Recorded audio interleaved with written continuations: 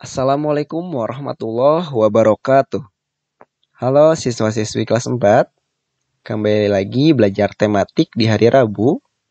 Temanya masih tema 2, subtema 3, dan hari ini kita masuk ke pembelajaran 5 dan 6 di subtema 3. Ini adalah pembelajaran terakhir di tema 2 ya. Baik anak-anak, amati gambar berikut ini. Nah, ini ada gambar makanan. Tentu kalian sudah tahu ya, ini makanan apa saja. Di antaranya ada keripik singkong, singkong goreng, combro, getuk, peyem, lapis. Nah, anak-anak, makanan-makanan ini bahan dasarnya adalah singkong. Singkong yang diolah menjadi berbagai aneka macam makanan ya. Di antaranya ada tadi ya, ada combro, getuk, peyem. Nah, ini adalah makanan yang terbuat dari singkong. Baik anak-anak, kita akan membahas singkong lebih jauh lagi. Singkong termasuk dalam kelas umbi-umbian atau biasa disebut dengan ubi kayu. Kenapa disebut dengan ubi kayu? Karena singkong mempunyai umbi, yaitu terdapat pada pangkalan batang pohon singkong tersebut, sehingga disebut dengan ubi kayu. Singkong dapat diolah menjadi aneka makanan. Ya, contohnya yang tadi ada keripik singkong, combro, getuk, peyem, dan masih banyak yang lain makanan yang terbuat dari bahan dasar singkong. Singkong juga bisa diolah menjadi tepung singkong. Nah, selain menjadi makanan, ternyata dapat diolah juga menjadi tepung. Tepung tersebut digunakan untuk membuat aneka kue, ya, termasuk kue tradisional. Singkong dijadikan makanan pokok pengganti nasi. Kenapa? Karena singkong mengandung zat pati 2 kali lebih besar, 2 kali lebih banyak dari kentang. Sehingga singkong ini dapat dijadikan makanan pokok pengganti nasi. Nah, berikutnya anak-anak, singkong ini termasuk makanan yang banyak nutrisinya, ya.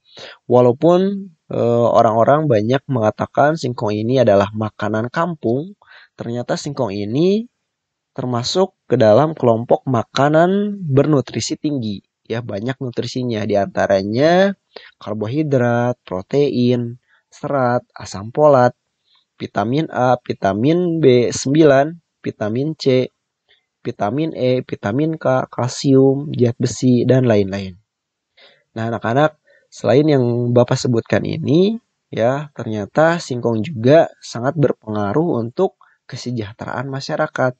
Nah, dari singkong ini tentunya dapat menghasilkan membantu perekonomian masyarakat. Masyarakat menanam singkong, kemudian singkongnya dijual, ya, itu dapat menghasilkan uang. Selain menjual langsung singkongnya, tadi contohnya dapat diolah menjadi aneka makanan. Selain itu dapat diolah jadi tepung juga. Nah, sehingga singkong ini sangat berpengaruh ke kesejahteraan masyarakat, ya, dapat membantu perekonomian masyarakat. Baik anak-anak, singkong juga dapat diolah menjadi energi alternatif, ya, yaitu diubah menjadi bahan bakar bioetanol. Apa itu bioetanol? Bioetanol adalah sebuah bahan bakar alternatif yang diolah dari tumbuhan. Nah, salah satunya adalah singkong ini. Ya, singkong ini dapat diolah menjadi bahan bakar bioetanol melalui tahapan-tahapan. Di antaranya singkongnya dikupas, lalu digiling, lalu kemudian dibakar, ya, sehingga menjadi bahan bakar bioetanol. Ya, seperti pada gambar tersebut, ya, bisa kalian lihat. Selanjutnya anak-anak, tumbuhan yang potensial untuk menghasilkan bioetanol, ya, tumbuhan yang dapat menghasilkan bioetanol adalah tanaman yang memiliki kadar karbohidrat tinggi. Nah, tadi salah satunya singkong. Singkong itu tanaman yang memiliki kadar karbohidrat tinggi sehingga dapat menghasilkan bioetanol, bahan bakar bioetanol.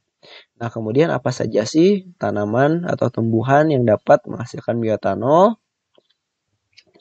Yang pertama yaitu tebu. Nah, tebu ini termasuk ke dalam tanaman yang memiliki kadar karbohidrat yang tinggi. Selain tebu, ada nira, kemudian ada sorghum, ubi kayu ya atau singkong yang tadi, lalu ada tanaman garut, ubi jalar, jagung, dan tebu. Nah, ini adalah tanaman-tanaman yang memiliki kadar karbohidrat yang tinggi ya, sehingga besar kemungkinan dapat menghasilkan bahan bakar bioetanol. Nah, anak-anak, biaya produksi bioetanol ini tergolong murah karena sumber bahan bakunya merupakan limbah pertanian atau produk pertanian yang dinilai ekonomis ya, rendah serta berasal dari hasil pertanian budidaya. Kemudian tanaman yang dapat diambil dengan mudah ya, dilihat dari prosesnya, bahan bakar bioetanol ini sangat sederhana dan tentunya sangat murah ya, sehingga bahan bakar bioetanol ini termasuk ke dalam energi alternatif. Baik anak-anak, berikutnya kita akan membahas tentang kewajiban dan hak manusia terhadap lingkungan. Nah, tadi kita membahas tentang singkong ya, lalu bahan bakar bioetanol itu juga memanfaatkan sumber daya alam atau memanfaatkan lingkungan di sekitar. Nah, sebaik-baiknya lingkungan hidup adalah yang dilestarikan fungsi dan pemanfaatannya, dipelihara serta diawasi dengan baik guna menghindari terjadinya pencemaran dan kerusakan. Manusia terus memanfaatkan sumber daya alam secara berlebihan tanpa memperhatikan dan melestarikan lingkungan, sehingga terjadilah kerusakan lingkungan. Ya, yang merusak lingkungan ternyata kembali lagi kepada manusia itu sendiri, ya, termasuk manusia yang serakah terhadap egonya sendiri, ya. Nah, oleh karena itu, setiap manusia mempunyai kewajiban dan hak terhadap lingkungan sekitar. Contohnya, di sini ada kewajiban manusia terhadap lingkungan. Ya, contohnya yang pertama, tidak membuang sampah sembarangan. Artinya kita harus membuang sampah pada tempatnya, tidak boleh membuang sampah sembarangan. Sehingga kalau kita membuang sampah sembarangan akan mencemari lingkungan sekitar. Yang kedua, melakukan penanaman kembali. Nah, selain kita menebang pohon, kita juga harus melakukan penanaman kembali agar lokasi tersebut itu tidak gersang atau panas ya, karena tidak ada pohon, maka kita harus melakukan penanaman kembali.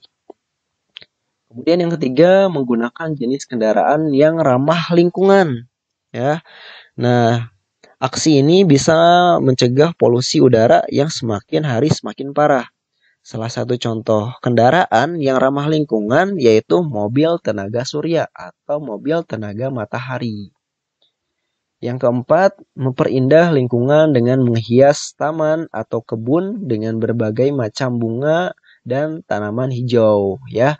Jika di rumahnya ada ruangan, ya, maksudnya ada halaman terbuka ya, yang kosong ya, daripada tidak diisi apa-apa, mendingan kita hiasi halaman tersebut dengan membuat taman kecil atau kebun kecil ya, yang diisi dengan berbagai macam bunga atau tanaman hijau. Kemudian hak manusia terhadap lingkungan. Contohnya nih, yang pertama menikmati segarnya lingkungan. Nah, jika kita menikmati segarnya lingkungan, tentu kebadan kitanya juga akan sehat ya, karena udara yang kita hirup itu segar dan bersih. Kemudian yang kedua, mendapatkan pasokan air yang bersih dan sehat. Nah, tentu air ini adalah yang berpengaruh dalam kehidupan kita ya. Artinya kita harus mendapatkan pasokan air yang bersih dan sehat juga. Alam yang bersih akan menghasilkan air yang bersih juga, sehingga aman digunakan untuk mandi, mengairi sawah, dan juga dijadikan sebagai alat pembangkit tenaga listrik ya. Kemudian yang ketiga, mendapatkan kelancaran dalam membangun sarana dan prasarana yang dapat mendukung kelancaran kehidupan manusia ya. Misalnya membuat gedung olahraga serta pertokoan ya. Kelestarian lingkungan yang terpelihara dapat membuat manusia memanfaatkan lahan dan dengan sebaik-baiknya. Yang keempat, terbebas dari berbagai polusi dan pencemaran lingkungan. Nah, hal ini tentu akan membuat kita terhindar dari berbagai penyakit yang mengancam kesehatan kita karena terbebas dari yang namanya polusi dan pencemaran. Nah, itulah anak-anak yang dimaksud dengan kewajiban dan hak terhadap lingkungan. Nah, anak-anak untuk latihannya, silakan kalian jawablah 5 pertanyaan pada halaman 118. Di situ ada 5 pertanyaan ya tentang ubi tadi, tentang ubi kayu yang tadi atau tentang singkong yang tadi. Ya, silakan kalian jawab dengan benar. Kemudian kirim hasilnya ke kelas online IPS KI 3. Baik anak-anak, terima kasih sudah menyimak video ini. Mudah-mudahan apa yang Bapak sampaikan bermanfaat untuk semuanya. Wassalamualaikum warahmatullahi wabarakatuh.